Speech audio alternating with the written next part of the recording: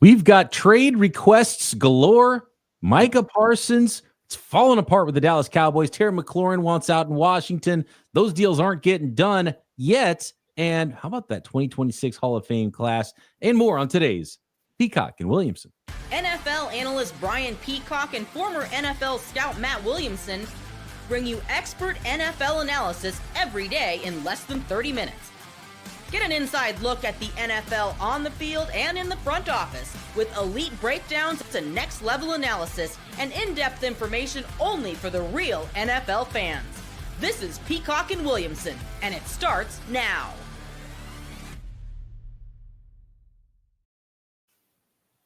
Welcome to the Peacock and Williamson NFL Show. Brian Peacock alongside Matt Williamson at BD Peacock at Williamson NFL. Thanks everybody for making us your first listen on the Locked On Podcast Network.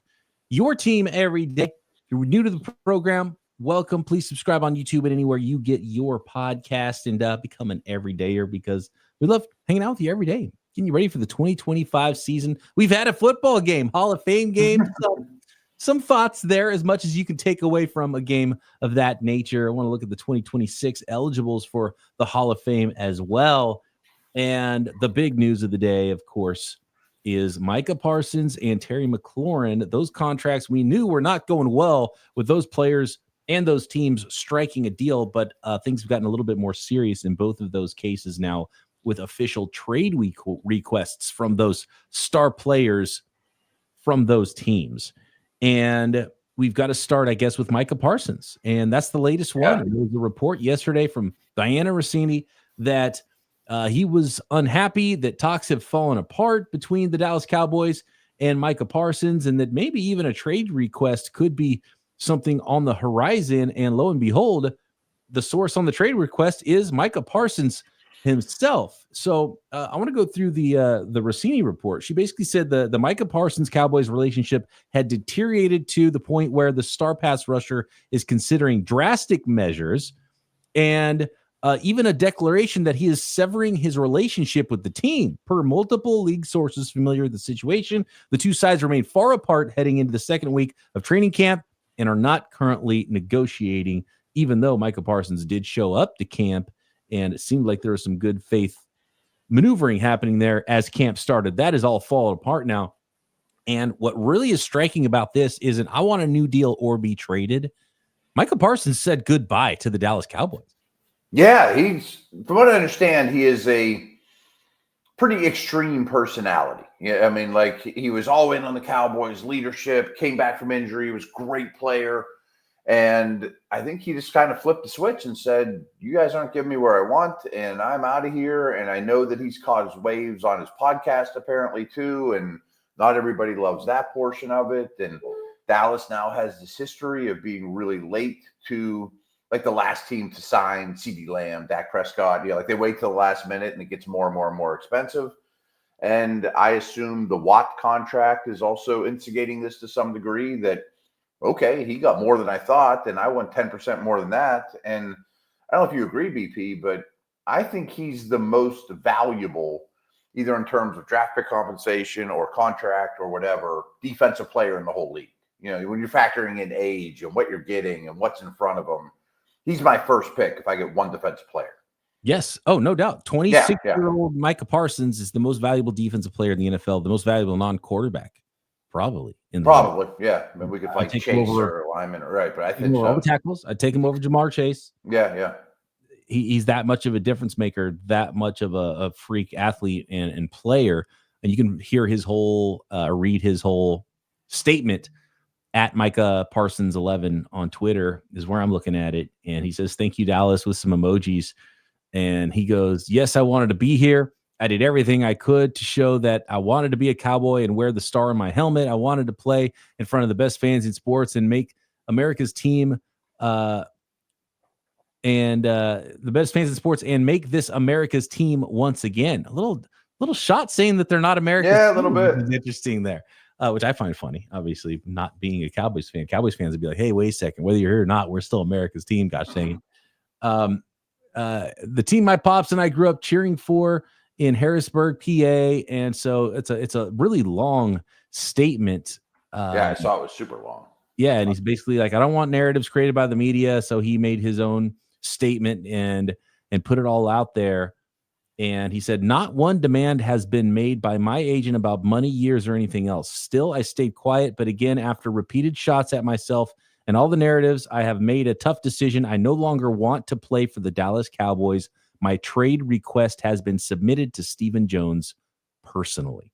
Wow. So he says he is done with the Dallas Cowboys. This isn't I want a deal or be traded. This is I don't want a deal. I want to be traded. I can't remember how far Myles Garrett went. Did he say I'm never going to be a Brown again, or did he say I want a deal or I won't get traded? You know what I mean? It was pretty darn definite sounding from what I remember. I remember that too, right? Yeah. So it doesn't mean it's a done deal, and we're probably going to say conversation with McLaurin. I would think that the odds are that McLaurin's a Commander and Parsons a Cowboy. But he seems more dug in than the usual holdout trade demand guy, and maybe it's just an instant reaction by me or an overreaction by me. But man, I mean, can you imagine him on the Lions? I mean, there's so many teams that would give a lot for him.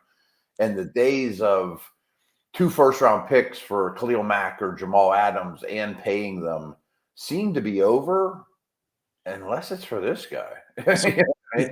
This is the most valuable thing potentially if he's moved since Khalil Mack. I don't know if it would get to the Khalil Mack level because money is crazier now than it was then. Right. That might be a thing of the past, is those type of deals. It was still a pretty darn big deal money wise too at the time, which was he was the whole highest paid defenders and in his prime. The Raiders. So the trade then was 2 first-round picks. The Bears had to also re-up Khalil Mack for all that money. It was not only 2 first-round picks going to the Oakland Raiders, it was a 3rd-round pick, a 6th-round pick. Then it was for Mack a 2nd and a conditional 5th. So let's figure this out. Okay. So 2 firsts, a 3rd, and a 6th. For Mack, a 2nd and a conditional 5th. So that's actually pretty close to when I look at it, it's kind of less than 2 firsts. Because that 2nd coming back is nice. Yeah, because the 2nd coming back and a 3rd going the other way. Okay. And so for me, if you said, okay, what in the end, your team calls, like you're a GM, you call the Cowboys and you have to give them an offer that would be considered in a serious offer, I would have said 2 first-round picks. Yeah. Especially if you're a contender like the Lions that aren't going to probably have an early first. Like that's not the same as, the Panthers saying, I'm going to give you a first. Exactly. And if you look at the Vegas odds, I saw some odds about what team Micah Parsons would play for. I was a little bit surprised seeing teams like the Philadelphia Eagles and San Francisco 49ers on there. Not that they're teams that maybe Micah Parsons would want to play for, but you think the Dallas Cowboys are going to trade Micah Parsons to the Philadelphia Eagles or Washington Commanders inside the division or longtime rival San Francisco 49ers? No chance. Maybe you ship them off to the I'm not even sure about like Detroit. Yeah, even Detroit, just because like the team that I see the most likely, if I was like, okay, let's make a deal, let's make something happen. Your 1st-round pick might be high enough to entice, but that would be the New England Patriots. Interesting. I mean, I actually was going to bring them up for McLaurin too. I was thinking more. Why not? Let's take them both. Let's all. I mean, I look at contenders like the Lions and the Bucks, teams like that, but they're mostly NFC teams. What about like even Kansas City or, the Bills? I know they signed Von Miller, but man, I mean, who isn't interested? Yeah. Green Bay. Like the Bills would be such a phenomenal fit, but they've done so much this offseason already. Then it's like, that'd be tough. Kind of made their beds. And so which team has cap space in August? And I guess if you did a new deal, you probably your current cap space isn't as big of a problem. Yeah, I think you can make that work. It's future deals. So even he's gonna have a massive contract. Like I think he gets more than Watt by a lot. No, for sure. Like 42. By a lot. So it was Garrett got 40, Watt got 41 per year, right? But more guaranteed. No chance that Parsons might be 45. Yeah. Especially if it's another team, you start getting a bidding war. Right. Teams that want in. You're going to give up a ton Cowboys would have to allow him to seek trade. It would be like the next thing. Yeah, I guess that is the next step. Maybe that comes out tomorrow or this weekend, or And maybe a deal if I'm gets the done and we get Cowboys, back. Right. I don't do that at all. I'm like, okay, sit out and lose money, Micah Parsons. Right. That's the only thing the Cowboys can do at this point, unless they really would be willing to trade him, and in which case you let a bidding war ensue. Maybe they would be. I have mixed feelings on that. I don't know why. I mean, it's gone so long, and if they think he is a distraction or not worth the money, but still, if I'm investing in anybody, it's him. I mean, I would have traded away Dak and CeeDee Lamb both and signed Parsons last year if you thought that Parsons. Yeah. Of the three of them, he was the easiest one to lock up to me. Right. Yeah. The most obvious. Dallas does money is, and backwards, you have to be willing to go to the top of the market. So my next question is that we'll talk about next. Well, what is the holdup there? Let's talk about Terry McLaurin. You've already mentioned maybe the Patriots would be a real nice fit for Terry McLaurin. Does anything make sense for the Washington Commanders in all of this? And take a peek at the Hall of Fame eligibles and maybe some notes even from the Hall of Fame game as well next.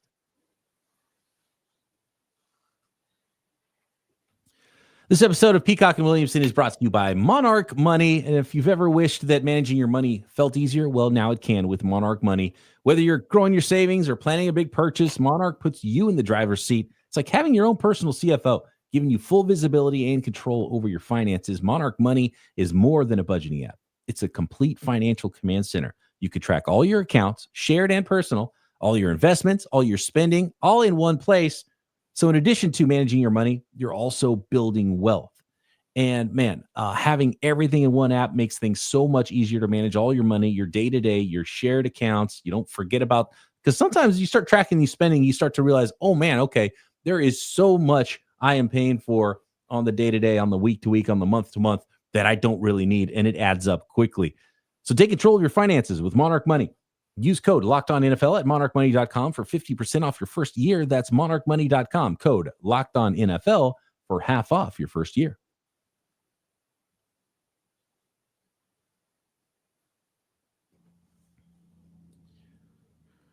So we got Terry McLaurin that has also requested a trade here. And with Micah Parsons, the tough thing is I don't get what the holdup is because you know how much you're going to have to pay him. And yeah, right. For Terry McLaurin, I bet you ask 10 agents and 10 teams how much he should get, and it would be 10 different numbers. Probably. I don't think he moves. I mean, you got a young quarterback, but you also, despite having a young quarterback, they're the oldest team in the league. You know, they just traded for Tunsil, Samuel. I mean, they still got the Ertz and Ecklers and Wagners. I mean, they got a lot, Lattimore. I mean, they are a very old base with the exception of their quarterback. So maybe, just maybe, I'm just trying to think like they might. We don't want to invest in a 30-year-old wide receiver for 2-3 more years because we're already really old. And we just traded for Debo, and maybe they have faith in McCaffrey being okay or whatever. I look at it the opposite way, though. Like, we went to the Final Four. He was our next best player. He was our next most important player. He made our young quarterback's life easier, not the other way around. And we're going to do anything to make Daniels happier, more successful. McLaurin's been a warrior for them during bad times. You know, he doesn't miss time, consistently puts up 1,000 yards with horrendous quarterbacks, hasn't really dropped off. He's still playing at a very high level.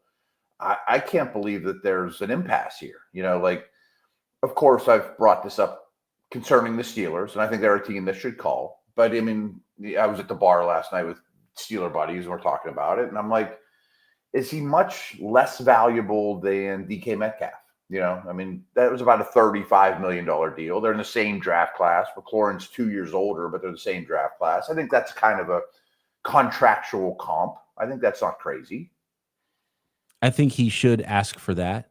Yeah. See why, but then see that's where I go to because I can see why it can get sideways pretty quick in that negotiation because they might say, well, it's actually more than 35. It's 38. And I could see where the Washington Commanders are like, well, it's 31, and that's a lot. Gosh. Yeah. And that's a big difference. And I can understand both sides. I can too. I can kind of see why they're at an impasse a little bit. You know? The thing with McLaurin is he shouldn't take a discount because he already has. He's been underpaid for a No, while. I would play hardball if I'm with the money at wide receiver. I've been a team guy all along through bad ownership, coaches, quarterbacks. And I know you don't pay people for past, what they did in the past necessarily. But in this case, I think you want him to retire a Commander. I think you want to spread the news in the locker room. If you do everything and handle your business properly, like McLaurin did, we will reward you forever and ever. Coming off a great year. I think there's a better chance Parsons moves than McLaurin. I think better chance McLaurin moves because it's costs less for the buyer. I guess it's easier to find something in return.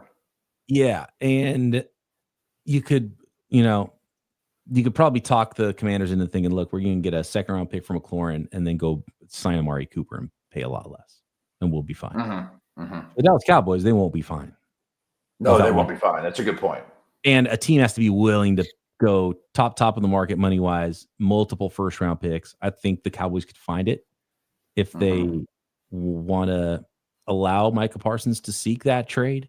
But then again, if you're the Cowboys, you want to control this thing and you don't want to send him to the NFC East. You might not want to send him to the NFC at all.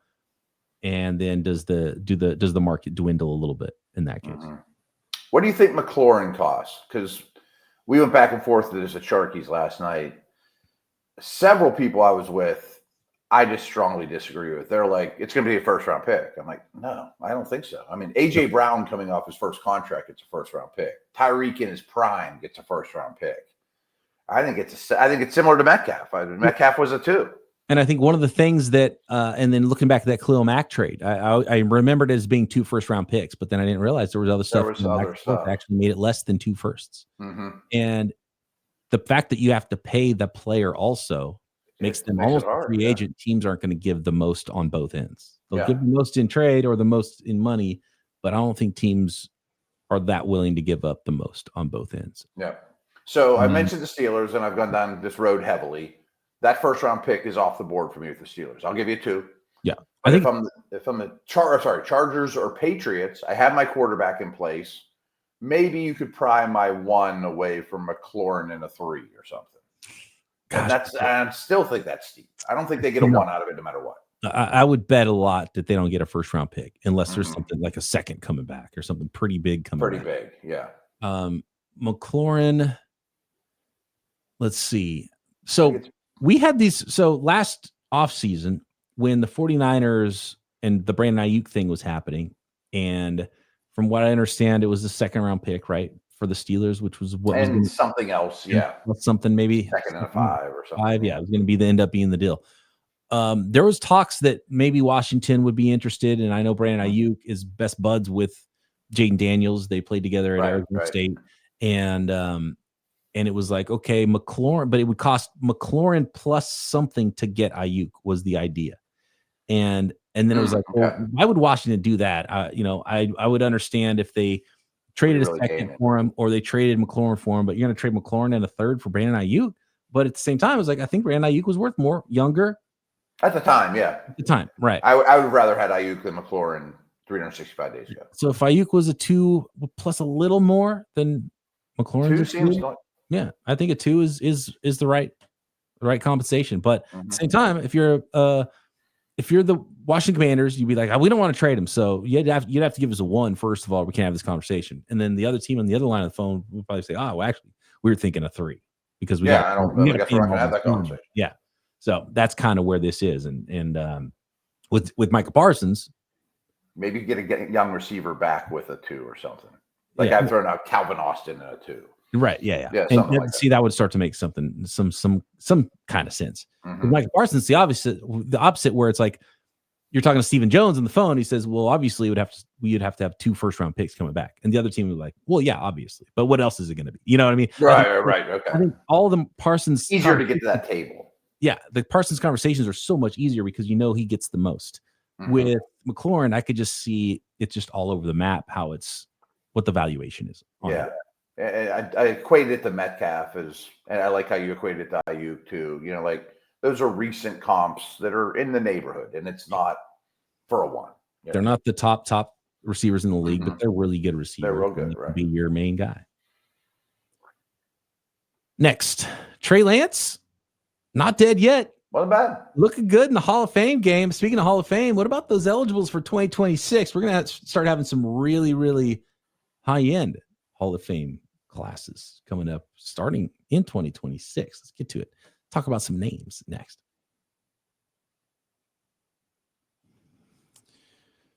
It's time to ramp it up. Season's coming. It's time to fuel up. Turn it up with 5-Hour Energy Transfusion. It brings the bold grape, ginger, and lime flavor to your favorite golf drink, minus the alcohol, into a quick, energizing shot. So whether you're sinking birdies or just making memories with your friends, this is a hole-in-one for your energy game. Maybe you need that energy because you're going to your football game or playing a football game.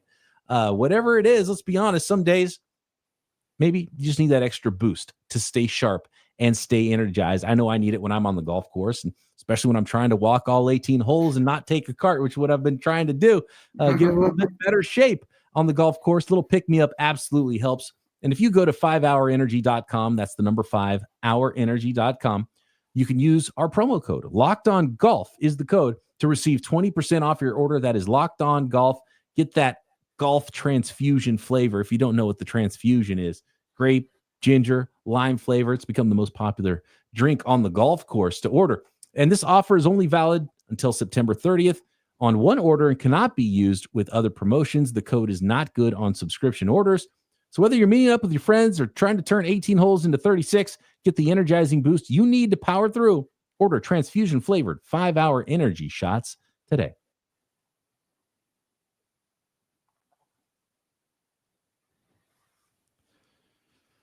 Let's talk Hall of Fame game first. Any big notes on the Hall of Fame game? The only thing I have, and look, it was sloppy as expected.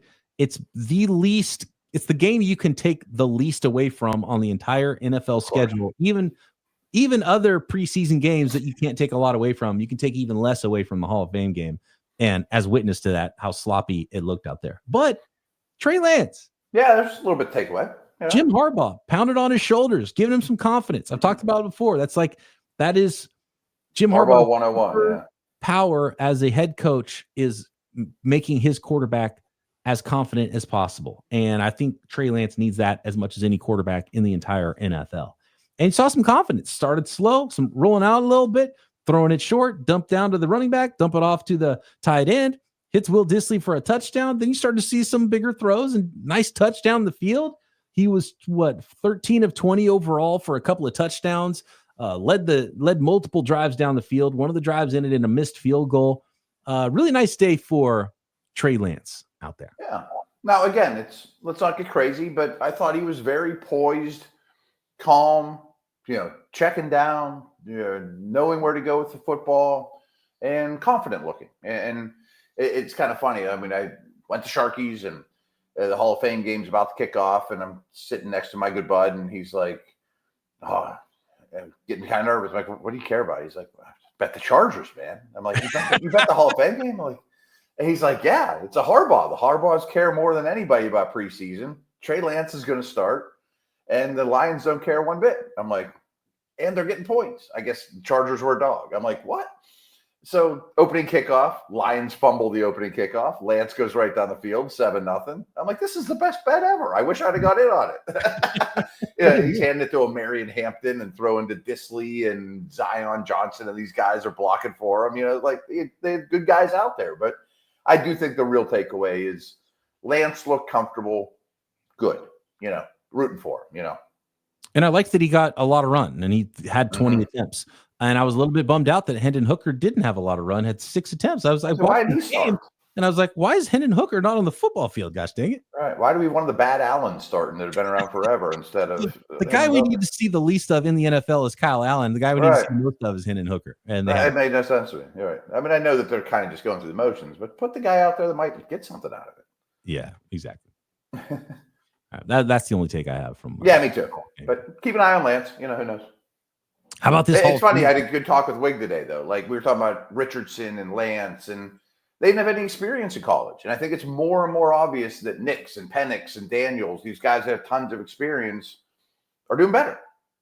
Yeah, you have to build that foundation. Yeah. Try to build a house with no foundation. See how that goes for you. See how that goes. The 2026 Hall of Fame eligibles is a who's who list of Yeah.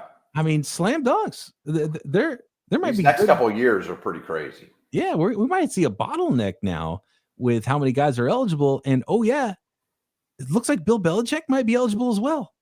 Yeah. I didn't realize until I talked to you before this episode.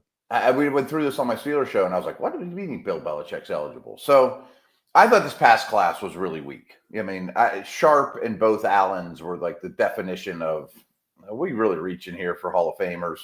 And for those guys to get in over Kuechly, I thought was nuts. Kuechly was the first time eligible this past year, much like Gates was the year before.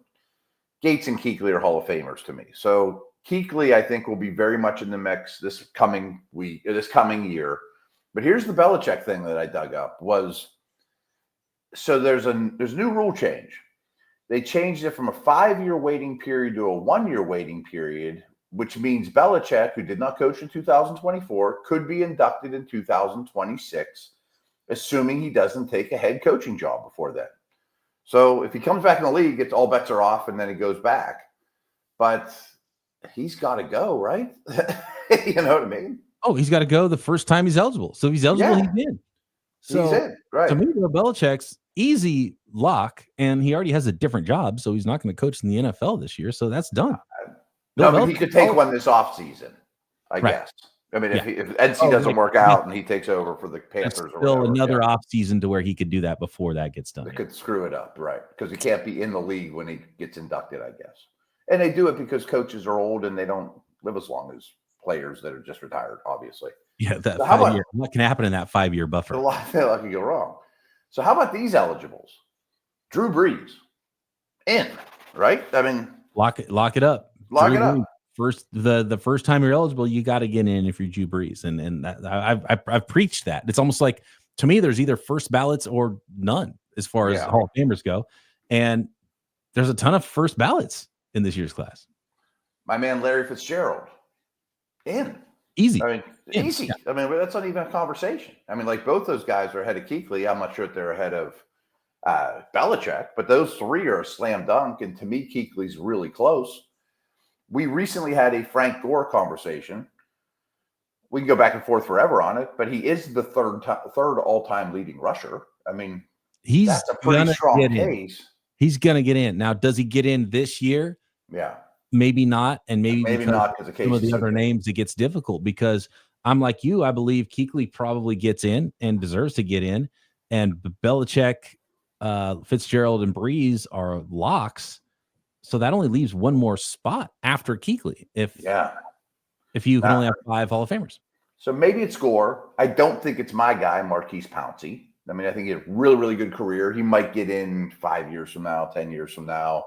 They just 2 days ago inducted him into the Hall of Honor, which is like the Steelers Hall of Fame. And it's hard for the interior offensive line. Real hard. Yeah. So I'm probably a no, especially for this class with Pouncey. I guess Eli's still up. I forgot about that. As is Phillip Rivers now. Mm-hmm. If I had to pick between the two, I'm taking Rivers. But I think Brees being a lock doesn't make things easier to get a second quarterback in this class. No. And Jason Witten, I think he's the second all-time. Yeah, he's only behind Tony Gonzalez in receiving yards for a tight end. And he's definitely going to go at some point. Maybe he can't be. That's a loaded class. Yeah, Witten's the perfect example of Hall of Very Good. Retire his number with the team he played for, but not Hall of Fame for me. Oh, I think he is. I think he's a top 8 tight end ever. Gosh. I mean, he's really good as a blocker and a receiver, just well-rounded. I don't think he put the fear of God in anyone. No, and that's kind of where I'm at with. Yeah. And that's why the interior guys, it's tough. Like, you got Jerry Evans, and you got Marquise Pouncey, and it's like, gosh, really good football players. Yeah, Yonda didn't get in. Yeah, they're not even getting mentioned if you're writing a book about the history of the NFL. They're not. Their name. I hear you, but no, I mean, there's some slam dunk no brainers coming up. There's 4 to me, or 3 that are no doubt. Fitz, Belichick, Brees, and you can only have 5, and. Right. I would imagine one of those other guys' names gets in. I think Kuechly would be first on my list, but I wouldn't be shocked if Eli gets the call No, I wouldn't either. sometime soon. I think he should probably wait. I think he'll get in. I think it'll be similar with Gore. I think he'll get in. I don't know if it'll be right away. Witten, I could definitely see him getting in, and he's done enough outside of football that his name is That helps. That helps. PR too. It definitely helps to have that extra bit of fame with your name. Yep. And there's a couple guys that were just missed this year: Torrey Holt, Steve Smith, Terrell Suggs. I would never vote for Vinatieri, but somebody will. Right. Yeah. So no, loaded class coming up. Willie Anderson. Yeah, he's another one. Jari Evans, you mentioned. Those Fred Taylor. The guy like Torrey Holt. All those guys have just been. See, Holt's. They're lingering a little. Guys like Holt, it gets strong. Your candidacy gets stronger because of classes like we just had in 2025. But Larry's going, and I don't think they're close. Right.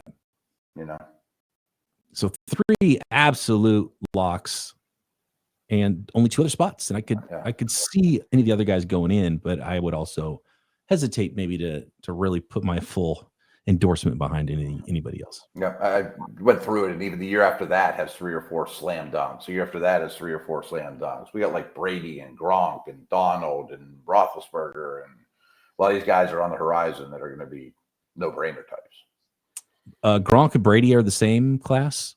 I'm not sure. I'd have to double check that, but I know they're both either next year or the year after, or they're together. That'd be cool if they're together.